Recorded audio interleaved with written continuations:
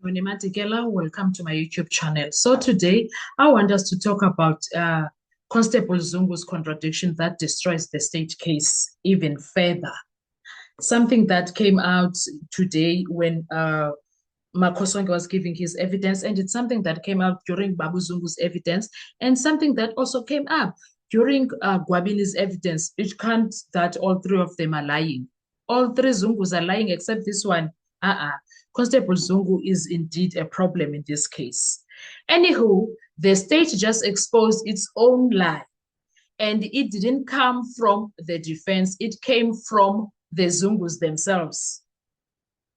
In 2023, Constable Sikhumbuzo Sizwe Zungu told the court, we were all together at the Hostel Braai on the 26th of October 2014. Mind that. But in November, if not December, in November, Babu Absalom Zungu told the court he doesn't know I chose number 3. And Ngani and I think Mapisa also, he didn't know them. He knew the 2. Same goes for Gwabini. Gwabini doesn't know I chose number 3. Did he say he know Ngani? Okay, my focus is that the only people that they are sure about is 1 and 2.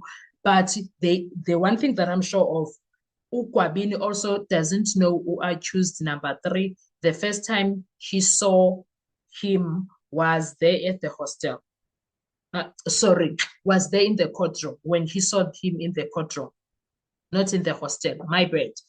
And now, today we have Makhosonke Zungu coming to court and repeating the same thing. Uguti, Yena, he doesn't know I choose number 3, have never seen him in a bar of soap. Doesn't know I choose number 4, had never seen him in a bar of soap. Doesn't know I choose number 5, never seen him in a bar of soap. I would believe that he is telling the truth, that he doesn't know them. Why? Because he works in the mines and he's not in Gauteng. He's not there. He's not in Gauteng. So chances of him bumping into them are very slim. Because he is a mine worker. He's always there at the mine. If you heard him, he says, he usually comes to Johannesburg for shopping and go back to Rustenburg or Bedford, wherever he comes from. So he's not someone that stays and lingers in Gauteng, really. The only time it happened is when he wanted to do a sleepover. I don't know if it makes sense. Ne? So those contradictions for me, when they say they don't even know I choose number 3, Mthobisi Prince Mncube, those 2 statements cannot both be true. And legally, that contradiction is very vital. Now, let's slow down and apply the law, not emotion, right? Not politics, not narrative management. The state's entire conspiracy theory rests on so-called Hostel Braai, where the accused allegedly met, planned, and coordinated. But now we have this. 2 of the witnesses that were supposed to be also at the Braai are saying, okay, one witness says, which is Constable Zungu, we were all together at the Hostel Braai. And then the other 2 are saying, I don't even know I choose number 3, number 4, number 5. Today's one, Makhosonke, and I don't even know 3, 4, and 5. He has never seen them. That is not a small inconsistency. That is not a memorial lapse. That's a material construction on the core fact of association. And in law, when state witnesses contradict each other on a central issue, the court must treat their evidence with extreme caution. And the accused must get benefit of doubt when it comes to that one. You cannot legally convict someone on a story that collapses inside the state's own witness box. It can't. No ways, even if Judge phone. There's no way he can do that. Absolutely not. This contradiction does 3 devastating things to the prosecution. First, it destroys the Hostel Braai narrative. If Makosonke Zungu does not know accused number 3, then accused number 3 was never part of the bribe. And if accused number 3 was never part of that bribe, then the state conspiracy theory collapses. Second thing, it impinges Constable Zungu's testimony for the 2023 testimony, because now the court is forced to choose.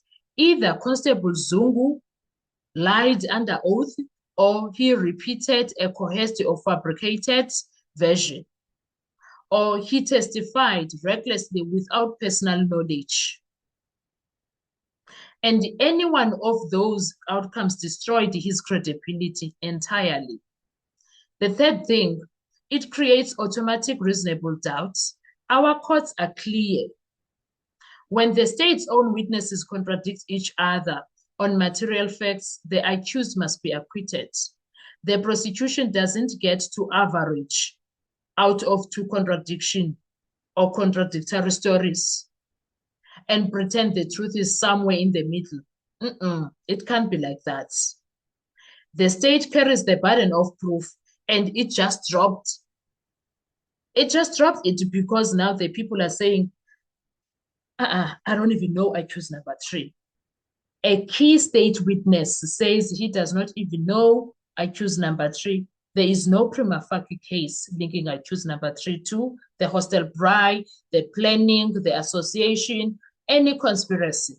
Legally, the court is not allowed to patch this hole with speculation or sympathy. If the evidence is broken, the accused must be discharged. End of discussion.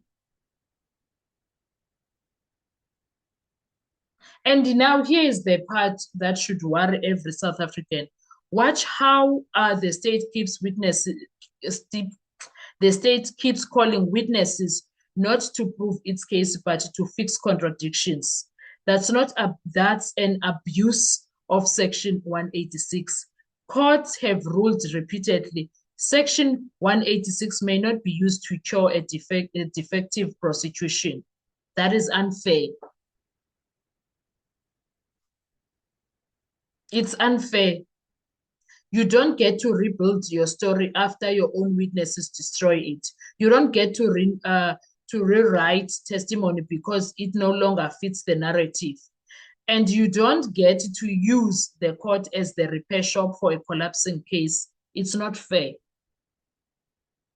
It's not fair. So let us be brutally honest here. The Zungu contradiction just did what no defense lawyer could do. It destroyed the state's version from the inside. One Zungu says we were all together at the hostel bribe.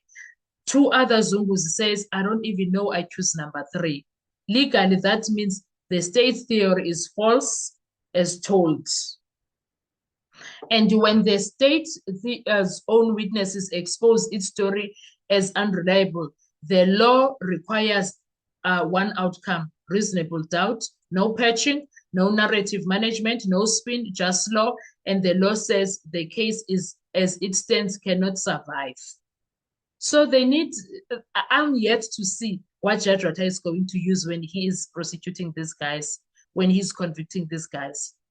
If you care about the justice for Senzo Meyiwa, you must care about lawful prosecutions, not collapsing stories held together by contradictions.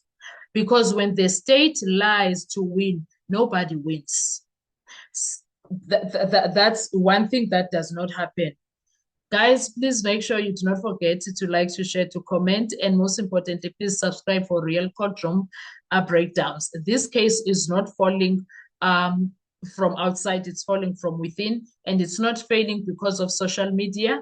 It is failing because the state's own witnesses are destroying it. It has nothing to do with us.